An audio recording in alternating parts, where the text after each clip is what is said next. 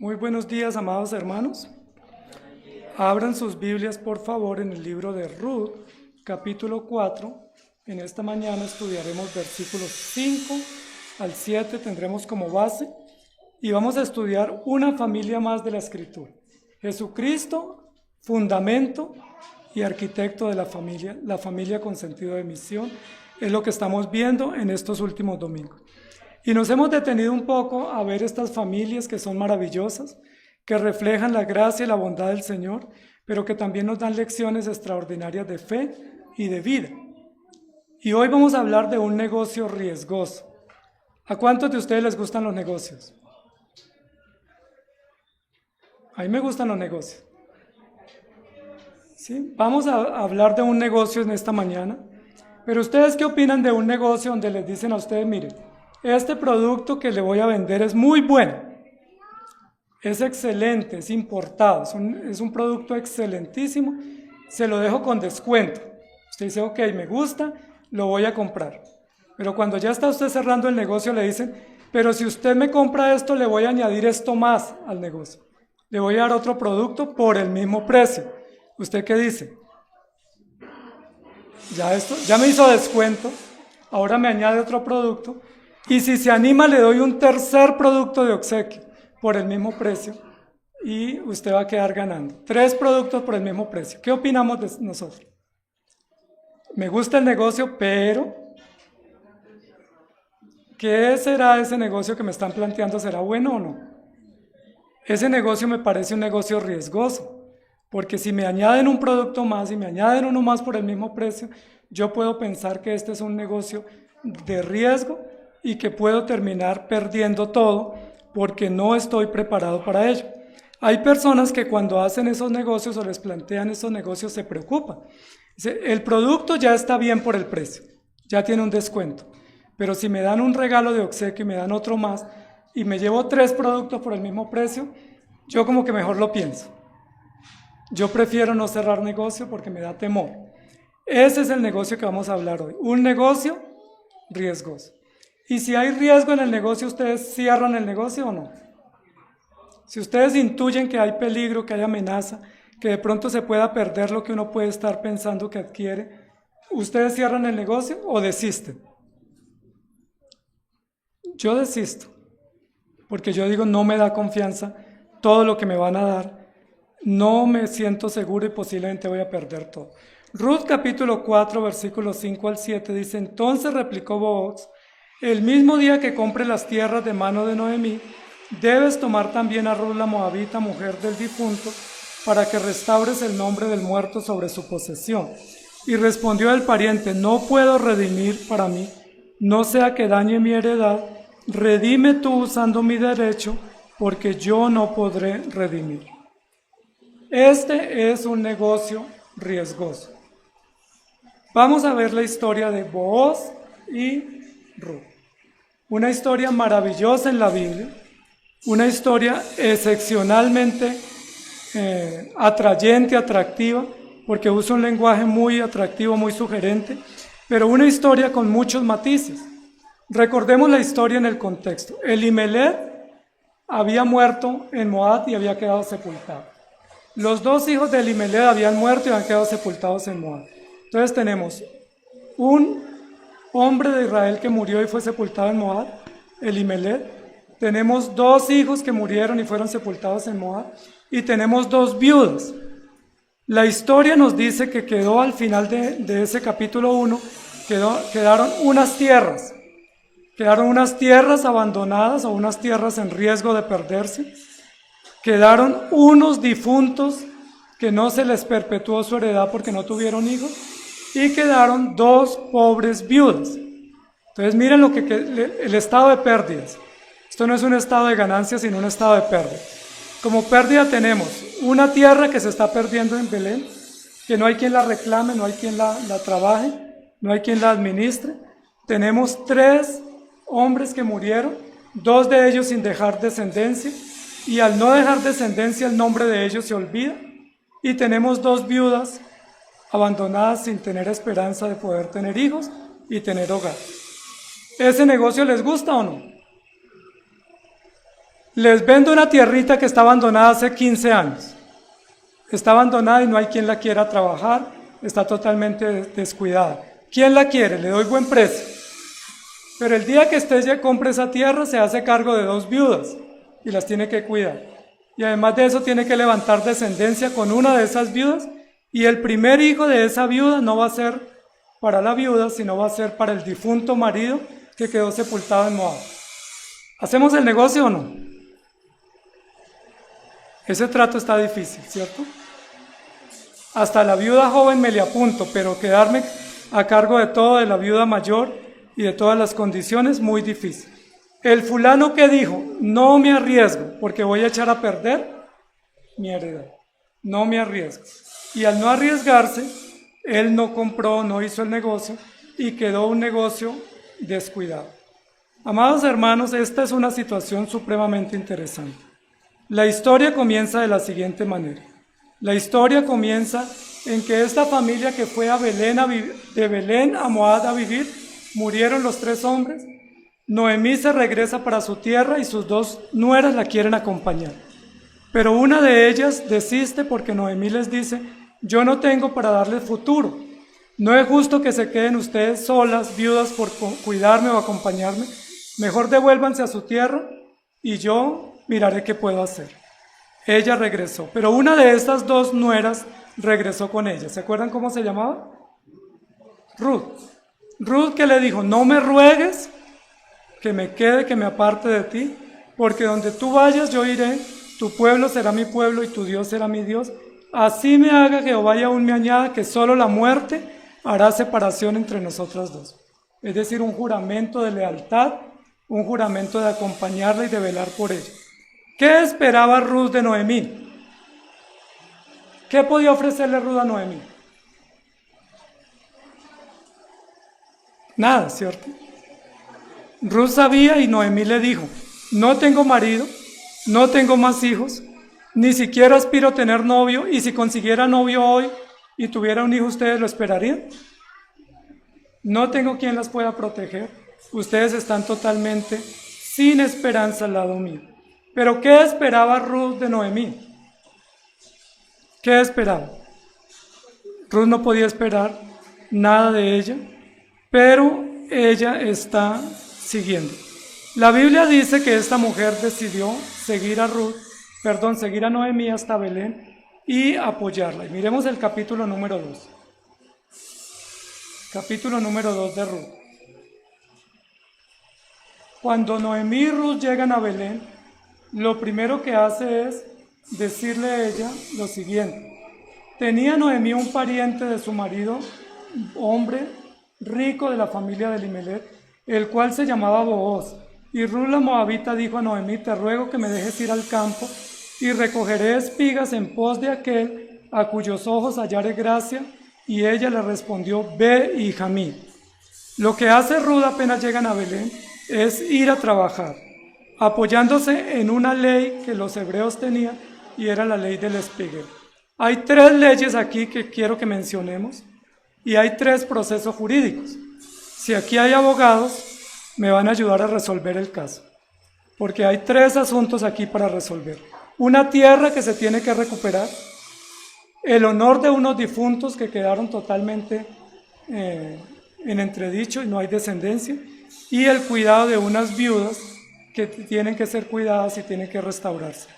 3 casos, pudiéramos decir que uno era un caso de tierras, otro era un caso de familia y otro caso era un caso de aspectos de dignidad o aspectos propios de la vida que tenían que ser restaurados.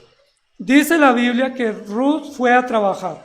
¿Y dónde fue a trabajar? Qué casualidad, ¿dónde llegó? Esa mañana que se fue a trabajar, ¿a dónde llegó? Llegó a los campos de Booz y recogió espigas durante el día. ¿Quién era Booz?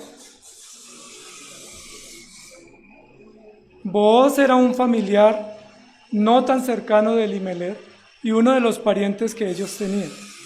Tenían 3 leyes que Ruth quiere recuperar a favor de ella y Noemí, pero es interesante porque las 3 leyes son la ley del espigueo, la ley del levirato y la ley de Goel. La ley del espigueo era recuperar espigas o recoger espigas para los pobres para poder mantenerse vivos en medio de una sociedad donde había hambre. La ley del levirato consistía en casarse con el cuñado para levantar descendencia en nombre del difunto. Y saben, ella era la mujer de Malón, ¿se acuerdan? Ruth era la mujer de Malón. ¿Se acuerdan qué significa Malón? Malón significa, pues era como malón, pero significa enfermizo. Y al ella casarse recuperando la ley del levirato, el primer hijo que tuviera tenía que llamarlo Malón. Imagínense, seguir uno luchando con ese lastre, con ese enfermizo, para recordarlo siempre. Ella tenía que levantar descendencia en nombre del difunto, poniéndole como nombre Malón a su propio hijo. Y la tercera ley es la ley de Goel, que es la ley de redimir la tierra y la dignidad. Ese era el orden en el cual Ruth y Noemí pensaban que se iban a cumplir las leyes. ¿Qué fue lo primero que buscaron? Sustento. ¿Qué fue lo segundo que buscaron? Descendencia. ¿Y qué fue lo tercero que buscaron? Recuperar las tierras para poder estar estable. Ese es el orden de ellas. Booz va a resolver todo esto de forma distinta. Booz va a resolver primero las tierras, segundo, la descendencia, y tercero, el honor o la dignidad. Es muy importante el orden aquí, porque normalmente nosotros tenemos un orden distinto para hacer las cosas. Nosotros queremos que Dios nos restaure primero sin habernos arrepentido. Y queremos que Dios nos asegure bendición sin haber obedecido. Y queremos que Dios nos exalte sin haber servido. Y queremos muchas cosas sin haber obrado bien. Ese es el orden nuestro. El orden de Dios es distinto. Primero los regenero, les doy perdón y luego sí les restauro y les bendigo en gran manera. En el capítulo 3 del libro de Ruth, que quiero que miremos en esta mañana, capítulo 3 dice, después le dijo su suegra Noemí, hija mía, ¿no he de buscar lugar para ti para que te vaya bien? ¿No es Booz nuestro pariente con cuyas criadas tú has estado? He aquí que él avienta esta noche la parva de las cebadas. Te lavarás pues y te ungirás y vistiéndote tus vestidos irás a la era, mas no te darás a conocer al varón hasta que él haya acabado de comer y de beber. Aquí hay todo un plan.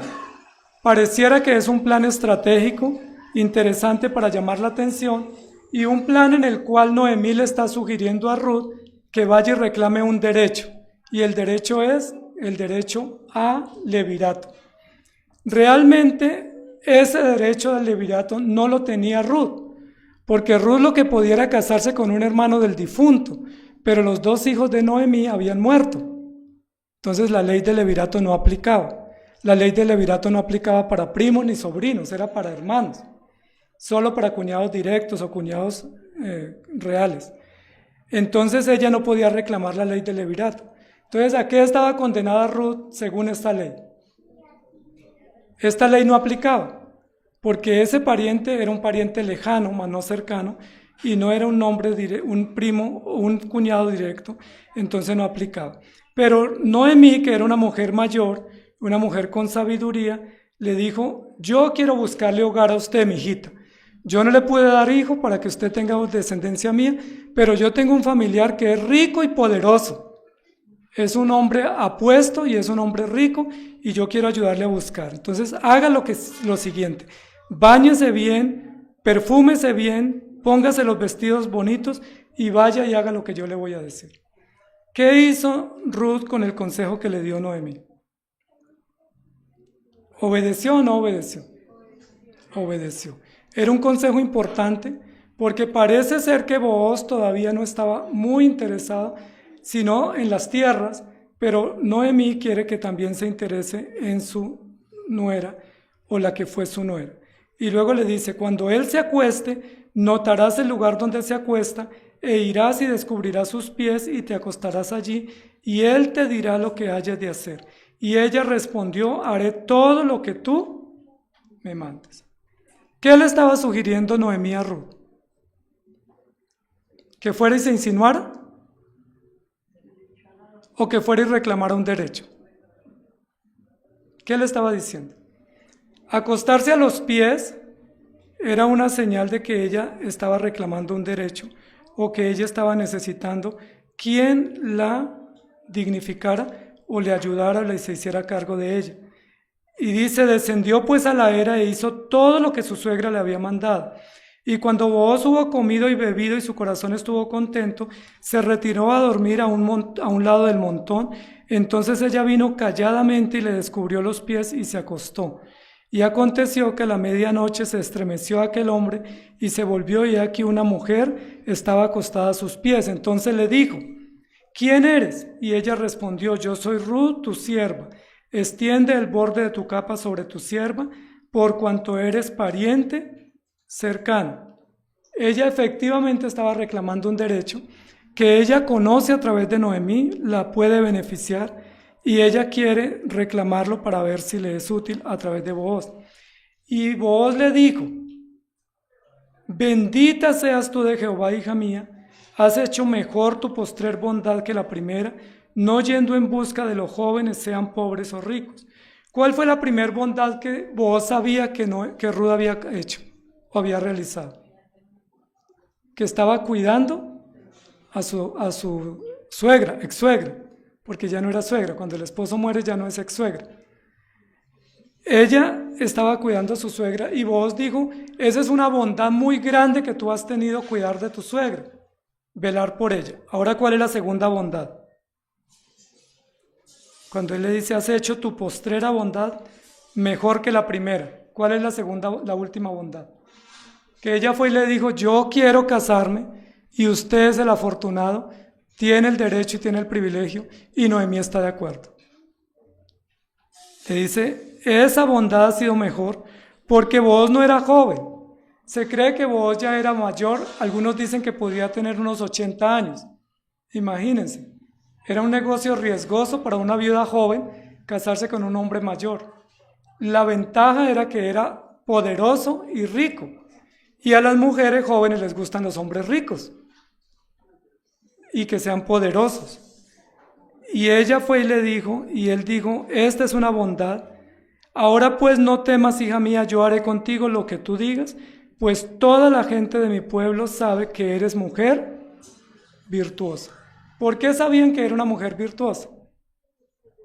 Porque ella había velado por su suegra, porque era una trabajadora incansable, porque había sido leal, porque había sido dispuesta y porque había trabajado hasta el cansancio sin reclamar. Recuerden que cuando Booz le decía a los obreros que se detuvieran a tomar descanso, Ruth no se detenía, Ruth seguía recogiendo. Y recuerden que lo que Ruth recogía en el día de espigas era más que lo que recogía un trabajador experimentado en el campo. Es decir, ella superaba a los hombres en trabajo y en producción. Era una mujer trabajadora, abnegada, muy dispuesta, y ni siquiera sacaba tiempo para comer pan, sino era trabajadora dispuesta. Y él dijo, todo el pueblo sabe que eres mujer virtuosa. Ahora pues, aunque es cierto que yo soy pariente cercano, con todo esto hay un pariente más cercano que yo. Booz sí se había fijado en Ruth, y Booz sí había visto la posibilidad, pero sabía que tenía alguien que tenía derecho primero que él. Entonces le dijo, pasa aquí la noche, y cuando sea de día, si él te redimiere bien, redímete, mas si él no te quisiese redimir, yo te redimiré. Vive Jehová, descansa pues hasta la mañana. Buenas noticias para Ruth.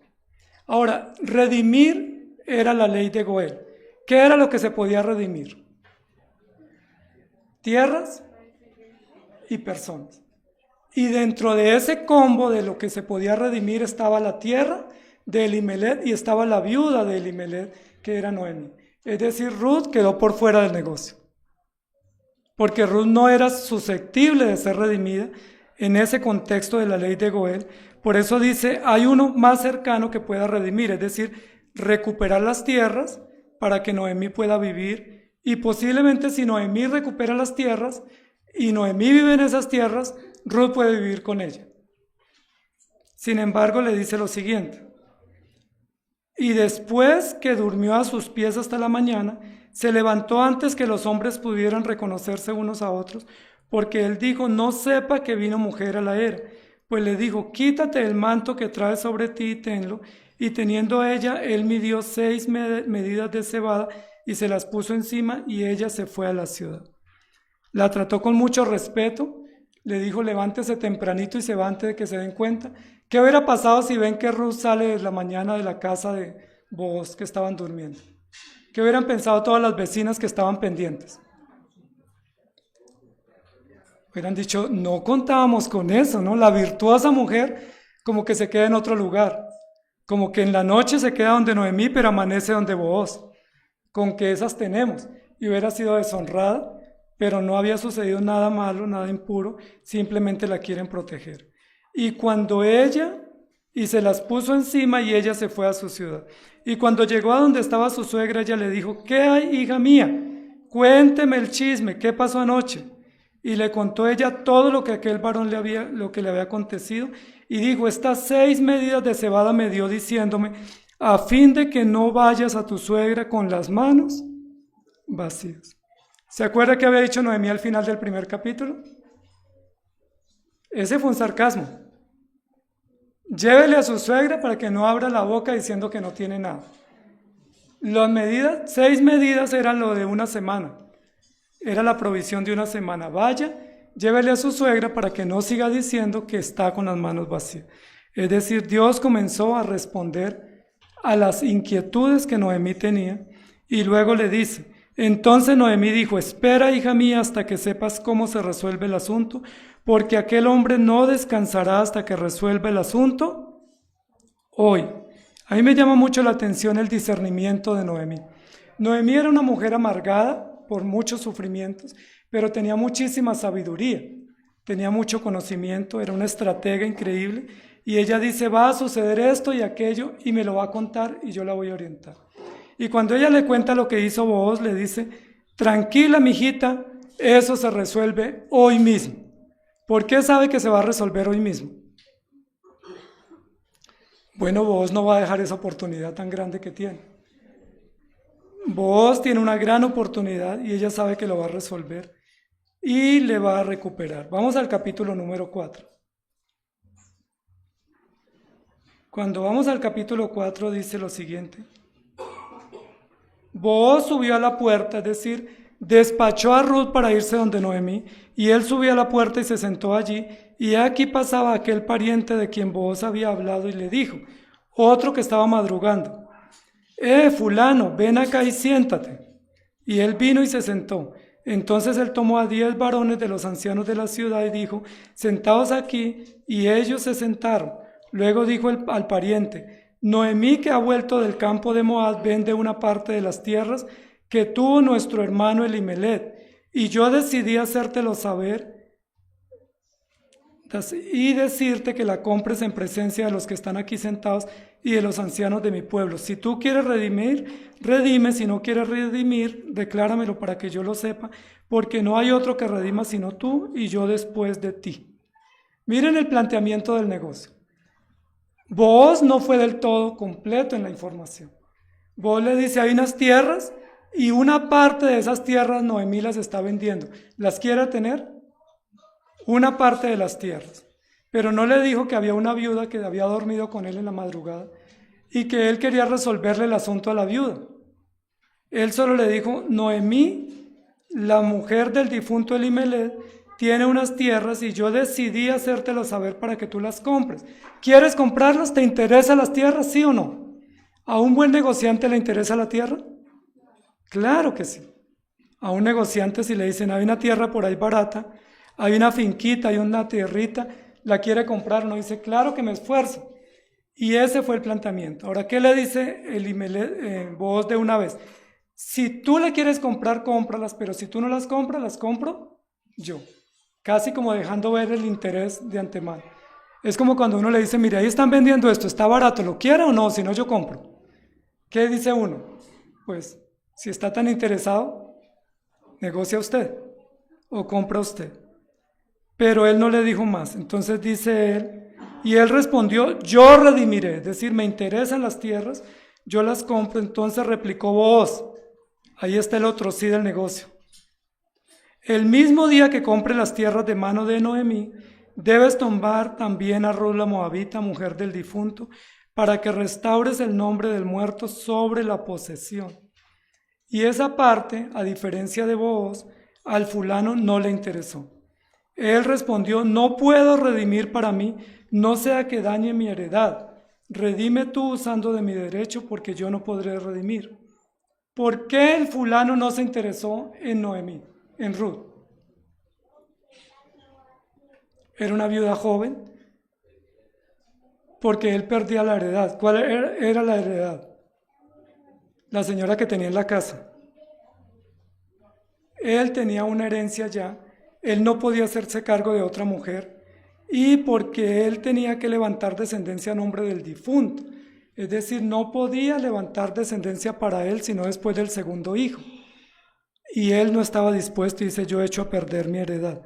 Entonces dijo: yo no redimiré.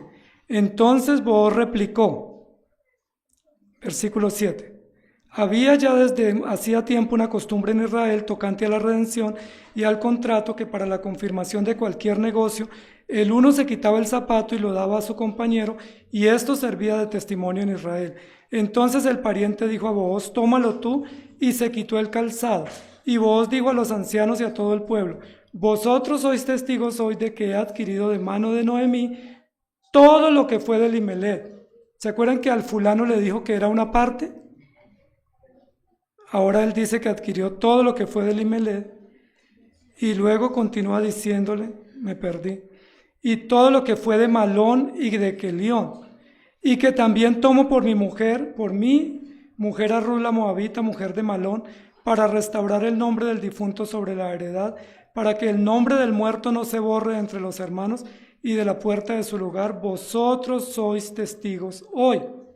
Miren lo interesante y lo hábil que es este sabio anciano de la ciudad de Belén, que se cree que era uno de los que gobernaban o impartían justicia. Era un conocedor de la ley muy completamente. Y él va a unir tres casos en uno. Realmente eran tres casos distintos: uno para recuperar unas tierras, otro para recuperar la descendencia o la perpetuidad del legado de los difuntos, y otro para cuidar y proteger y restaurar a las viudas. ¿Por qué Booz pudo unir todo en un solo caso? ¿Por qué Booz no arriesgó sino que ganó? Booz pudo haber dicho: a mí me interesa la viuda y a usted la tierra, entonces quédese usted con las tierras, yo me quedo con la viuda. Y hubieran ganado los dos. Pero este caso tenía que resolverse en un solo caso y con un solo representante. ¿Por qué? Porque en el 1:16 Ruth le había dicho a Noemí: no me separo de ti. No me ruegues que te abandone, porque yo estaré donde tú estés, yo moriré contigo, viviré contigo, tu Dios será mi Dios y tu pueblo será mi Dios. Si uno de los hombres, el fulano, se queda con las tierras y con Noemí, y Booz se queda con Ruth, ellas se hubieran separado. Y no se podían separar porque había un plan, y el plan es que esta descendencia es parte del legado de Noemí y parte de la esperanza de Ruth para su pueblo y para Israel. Yo me hago cargo de todo. ¿Por qué para Booz no fue un riesgo este negocio? Para el fulano fue un riesgo. El fulano dijo: no me arriesgo porque voy a perder. Voy a echar a perder mi heredad. ¿Por qué para Booz no fue un riesgo? Importante eso, ¿cierto? Booz dijo: tengo que recuperar las tierras de Elimelec, voy a cuidar la viuda Noemí, voy a recuperar el honor de los difuntos, pero voy a restaurar la dignidad de Ruth en un solo caso y en una sola decisión. Amados hermanos, esto es muy importante porque Booz en la historia tiene una representación muy significativa. Booz no es simplemente un hombre, no es un hombre que quiere casarse con una viuda. Booz en este libro es el hombre más rico y más poderoso que hay en Belén.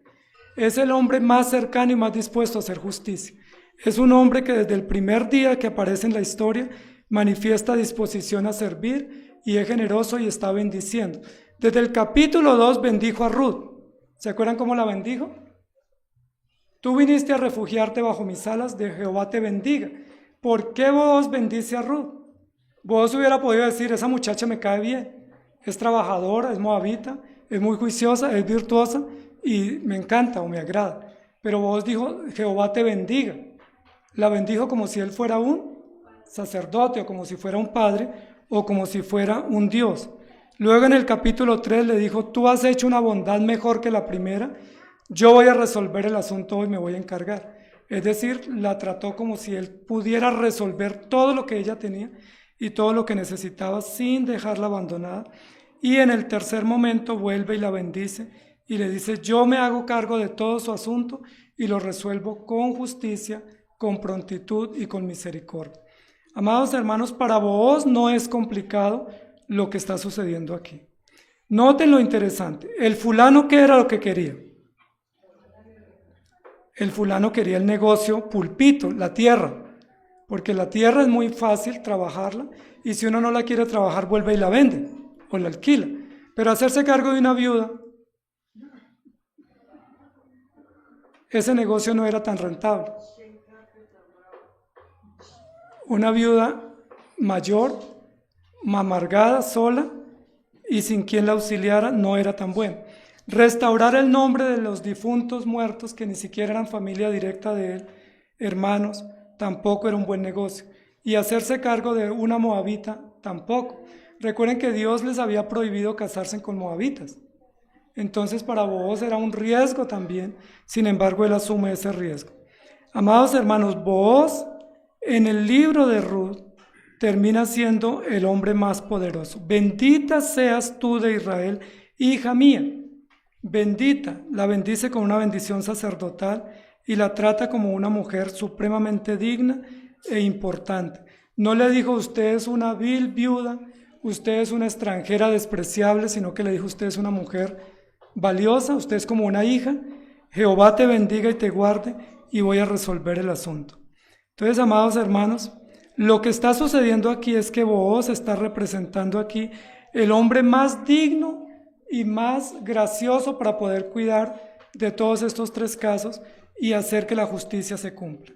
Es decir, recuperar tierras, restaurar la perpetuidad de la familia y restaurar la dignidad. ¿A quién representa Booz en esta historia? ¿A quién representa? Representa a Jesucristo.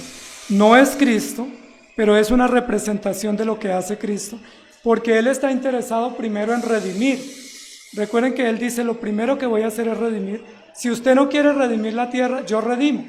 Ahora, en el concepto de Goel, se redimían las tierras y los esclavos, pero Ruth no es esclava.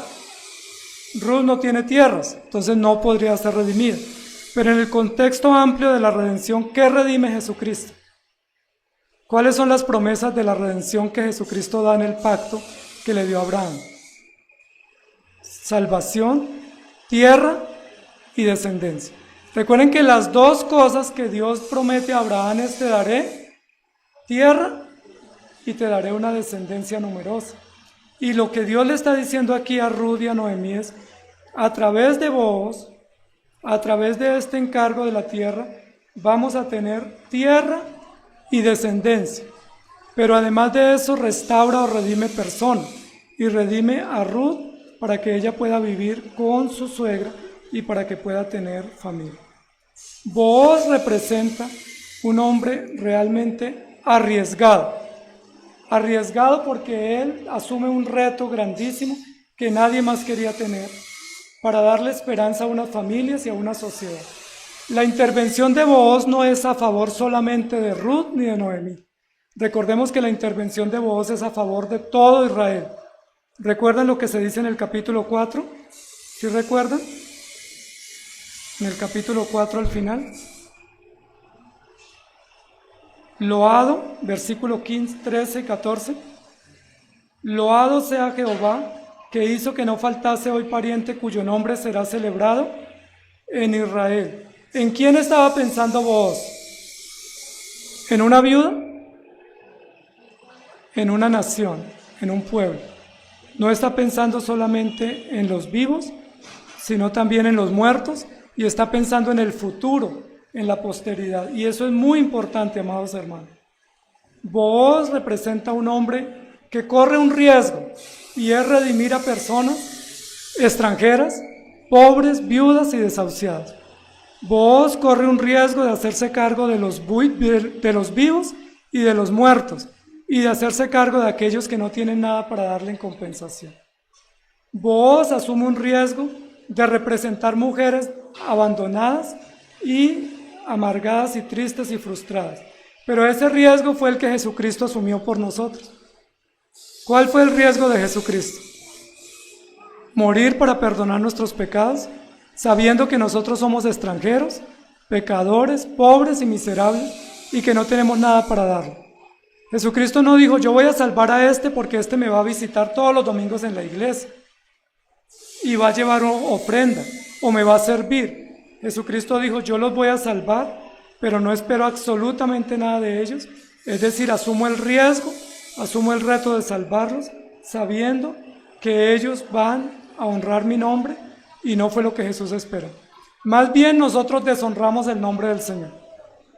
¿Quién de nosotros ha honrado el nombre del Señor? Lo deshonramos todos los días, pero aún así Jesucristo asumió el reto de salvarnos sin esperar nada acá. ¿Qué tal que el Señor hubiera dicho, mire, si este no me obedece, no lo salvo, y si este no se porta bien, tampoco lo salvo, y si este no va todos los domingos, no lo salvo, y si no lleva un sobrecito, tampoco lo salvo? ¿Qué hubiera sucedido? ¿A quién hubiera salvado? A ninguno. Pero Jesús asumió el reto, sabiendo que no tenía nada para ganar él. Él nos redimió y él dijo, yo lo hago y hago todo el negocio y respondo por ellos. Este es un negocio en combo. El combo va con vendaje, con ñapa. ¿Se acuerdan cómo nos gusta? Que cuando uno compra algo uno dice cuál es el descuento. Antiguamente decían la ñapa o el vendaje. El vendaje acá es que se hace cargo de todo, incluso la historia de los muertos y el futuro de los que no han nacido, para que tengan esperanza. Y eso, amados hermanos, nos muestra el gran riesgo que Jesucristo asumió para salvarnos. Es un negocio benéfico para nosotros, mas no benéfico para Dios. Dios en nada se favorece al salvarnos a nosotros. Más bien se le complica la vida. Porque la Biblia dice que nos salva para que seamos obedientes y nosotros somos pueblo rebelde. Y Él dice, ¿hasta cuándo los tengo que soportar? ¿Se acuerdan? Que lo dice en varios lugares. ¿Hasta cuándo tengo que soportar su rebeldía, su desobediencia, su desinterés? ¿Hasta cuándo? Pero Él aún así nos recuperó y nos restauró. Amados hermanos, ¿qué hizo Cristo para salvarnos? Se humilló, entregó su vida. ¿Y qué nos dio como regalo? ¿Cuál es el regalo de la salvación? Nos dio tierra, nos dio descendencia, nos dio restauración, nos dio esperanza, nos perdonó y nos ha sostenido por gracia hasta el último día de nuestra vida. ¿No es un riesgo de negocio? ¿Quién otro se le mide a ese negocio? ¿Quién otro hubiera tomado y dicho, ese negocio me gusta, yo lo hago? Por eso el fulano no lo hizo. Él dice, hasta la tierrita me gusta. ¿A quién no le gusta cuando dicen, Dios puede bendecirte? ¿Qué dicen los cristianos? Amén, lo recibo, lo sello.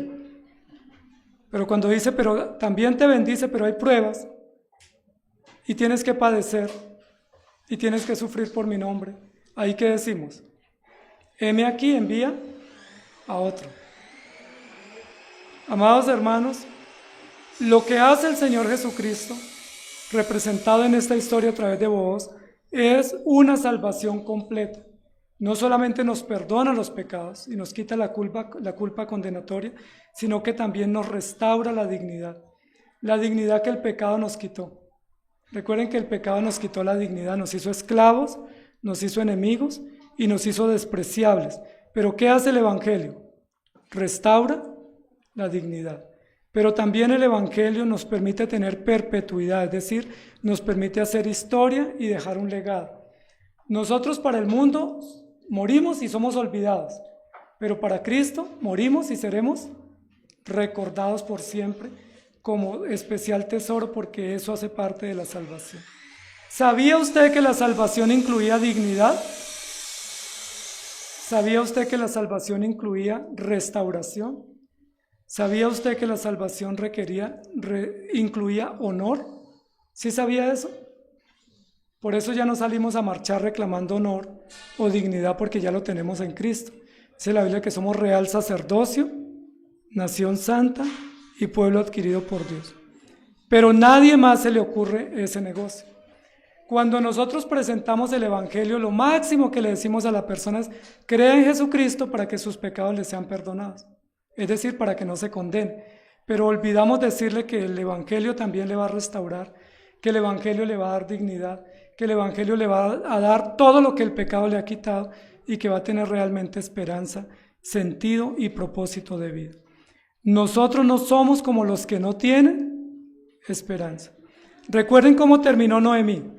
A la entrada a Belén, en el capítulo 1, entró amargada diciendo: soy una mujer amargada, triste, sola, no me llamen Noemí, sino una mujer amarga. ¿Y cómo quedó en el capítulo 4? ¿Recuerdan? Las mujeres decían a Noemí: loado sea Jehová, que hizo que no te faltase hoy pariente, cuyo nombre será celebrado en Israel, el cual será restaurador de tu alma y sustentador de tu vejez, pues tu nuera que te ama te lo ha dado a luz, y ella es de más valor para ti que 7 hijos. ¿Qué fue lo que Noemí recuperó? Al final del libro, ¿qué recupera Noemí y Ruth? Tierras, pero ¿qué más recupera? Dignidad, descendencia, honor, estabilidad, futuro, esperanza. Y eso es el Evangelio, amados hermanos. Cuando a nosotros nos dicen: vaya a esta iglesia para que Dios lo bendiga y le dé casa, carro y beca, pues eso no es el Evangelio, eso es una transacción material. Estábamos cantando hace un rato en uno de los signos que no queremos riquezas materiales. ¿En serio? Yo creo que no es tan en serio. Eso es lo que quisiéramos, no estar amando las riquezas materiales, pero en realidad estamos comenzando el año pensando dónde invertir, qué negocios dan más dinero, dónde podemos sembrar, dónde podemos tener más rentabilidad, conseguir tierrita, conseguir lotes, conseguir propiedades y negocios, porque nos parece que es bueno. Pero cuando el Señor dice: ok, te doy el negocio, te bendigo con un negocio, pero también te bendigo con un ministerio, ¿qué decimos? Señor, yo 2 cosas no puedo atender, ¿sí? Hasta las 2 viudas las atiendo, pero atender 2 negocios, tu obra y el negocio del trabajo, me queda difícil.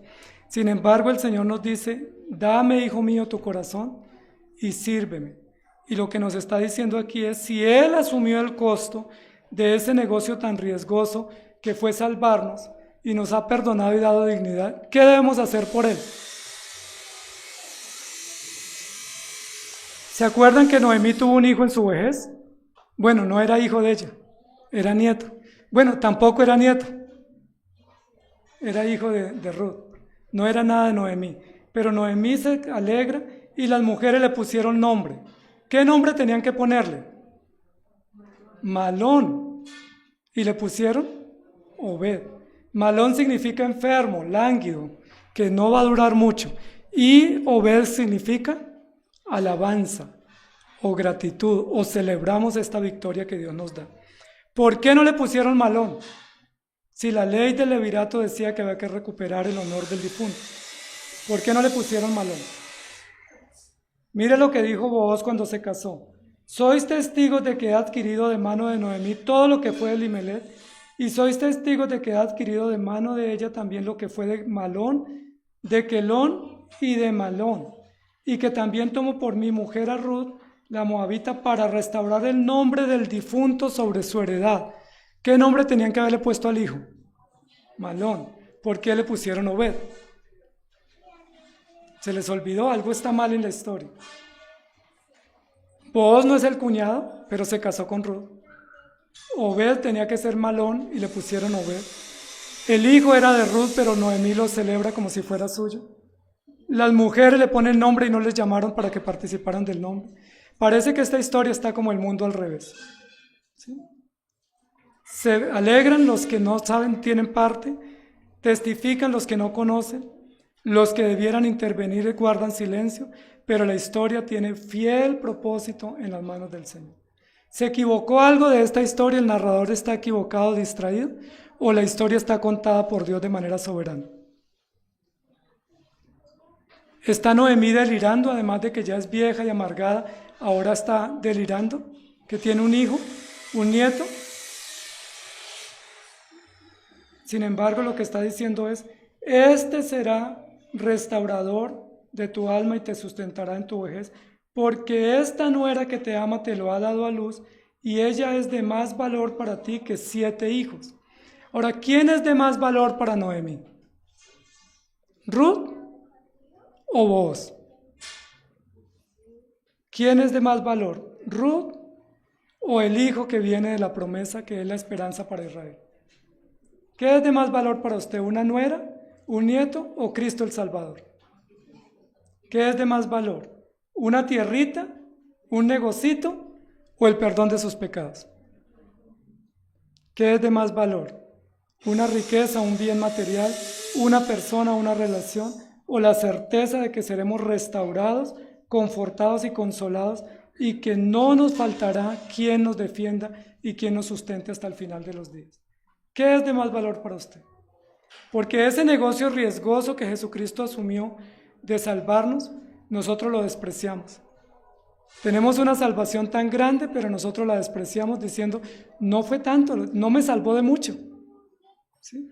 Fue una salvación chiquita, fue una salvación que yo puedo pagar con obras, yo puedo comprar con acciones, pero la salvación de Cristo es el negocio más grande para nosotros.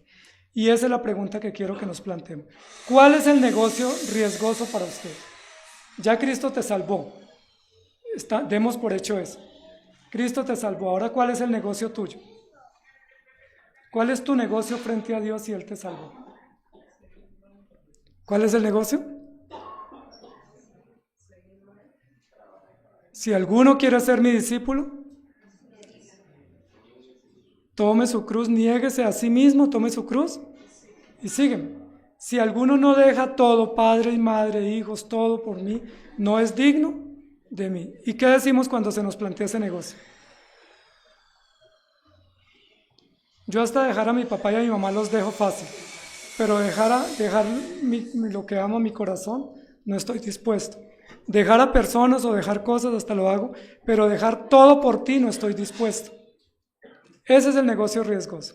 Jesucristo asumió todo el riesgo para salvarnos y nosotros no asumimos ningún riesgo para agradecer. ¿Cómo les parece? Incluso decimos, Señor, este año sí voy con toda, pero estos primeros domingos sí no, a partir de febrero. Sí, este año sí voy con toda porque el otro año me quedé en deuda, pero en febrero decimos, Señor, ya estoy como exagerando, ¿sí? Yo no voy a posar de fanático todos los domingos en la iglesia. Este año sí voy con todo, pero ya llevamos 2 semanas y de pronto no hemos comenzado la vida devocional, no hemos comenzado la lectura y no hemos comenzado los deberes. ¿Cuál es el negocio riesgoso que usted dice, ahí no me le mido, ese no me le apunto, porque ese negocio me hace perder? ¿Sí me hago entender? El fulano despreció la oportunidad de redimir. Él tuvo la oportunidad de hacerse cargo de toda esta bendición, pero él dijo, yo echo a perder mi heredad. Si me toca comprometerme, yo no estoy dispuesto. Y amados hermanos, todos somos buenos cristianos hasta que nos piden compromiso. Apenas nos piden compromiso, salimos huyendo. ¿Se han visto que así hacen muchos hombres? Les encantan las chicas, pero cuando apenas ella le dice, bueno, ya salimos, ya hablamos, ¿ahora qué? Entonces, ¿qué le dice? No, no era para tanto. Hagamos de cuenta que no nos conocemos. ¿Sí? Ese fulano dijo, yo no me hago cargo de tanto. La pregunta es, ¿qué haces tú por el Señor? Estábamos cantando hace un rato una canción, no sé si la recuerdan, anhelo trabajar por el Señor. Y yo le pregunto, ¿realmente anhela? Porque muchas veces no pareciera. Porque si anheláramos trabajar por el Señor, estaríamos más dispuestos en todas las cosas que requieren trabajo y compromiso. Si nos tocara ayudar en todos los asuntos, estaríamos más dispuestos. Pero parece que el anhelo es cantar, pero no trabajar. Porque los que están anhelando trabajar se disponen, pero aquí pareciera que no tenemos esa disposición. Es por lo menos muchos de nosotros. Este hombre dijo, yo no me le mido porque voy a echar a perder mi heredad. ¿Qué era lo que él temía perder? ¿Se acuerda el joven rico cuando le dijo, Señor, ¿qué más me falta? Y Jesús le dijo, ¿te falta una pequeña cosita? ¿Qué hizo? ¿Renunció a esa pequeña cosa? ¿Por qué se fue? ¿Y cómo se fue? triste porque le faltaba una cosita, porque tenía muchas posesiones. Amados hermanos, si queremos y necesitamos y debemos comprometernos, ¿por qué no lo hacemos? ¿Por qué vemos tan difícil el negocio del reino? ¿Por qué no vemos tan difícil el negocio material? Si yo les dijera, mire, tengo un negocio al final del culto, quédense y les cuento un buen negocio, yo creo que la mayoría se queda. Pero si yo les digo, vamos a visitar a un enfermo al final del culto, ¿cuántos se quedan? La mayoría, ¿qué decimos? Bueno, pues que vaya el pastor, para eso le estamos dando una ofrenda. ¿O no es que es muy abnegado? Pues yo oro desde mi casa. Pero cuando se trata de compromiso, huimos. Siempre que hay compromisos, huimos. Siempre que hay compromisos, vemos que no es ventajoso para nosotros. Incluso para nosotros a veces ni siquiera es ventajoso decir en el trabajo que somos cristianos. Porque si decimos que somos cristianos, se nos exige una forma correcta de vivir. Entonces algunos decimos, yo en el trabajo prefiero ser silencioso, ser un agente secreto y que nadie sepa que soy cristiano. Yo incluso sé que algunos vienen con la Biblia escondida para que no la vean en el transporte cuando vienen. Porque es que no quiero que sepan que yo soy tan fanático. Compromiso. ¿Cuál es el negocio? Las mujeres decían a Noemí, loado sea Jehová, el cual proveyó sustento y restauración para tu vida, y este hijo te es mejor que 7 hijos. No es Ruth la que es 7 hijos para Noemí, es la provisión que Dios trajo a través de Ruth, la que se constituye en una gran bendición. El provecho para Noemí no es tener a Ruth, el provecho para Noemí es saber que a través de Ruth hay una promesa, una provisión, un descendiente, y esa es esperanza. Y le dieron las vecinas nombre diciendo, le ha nacido un hijo a Noemí, y lo llamaron Obed. Este es padre de Isaí, padre de David. Y termina diciendo, Salmón engendró a Booz, Booz engendró a Obed, Obed engendró a Isaí, e Isaí engendró a David. Amados hermanos, noten cómo termina la historia. Nos pusieron competencia. ¿Cómo termina la historia? ¿Quién es el que es mejor para Noemí que 7 hijos? Obed, que es alabanza, pero luego miren lo que dice, Salmón engendró a Booz. ¿Y se acuerdan cuál fue la esposa de Salmón? Rahab, la mujer prostituida de Jericó.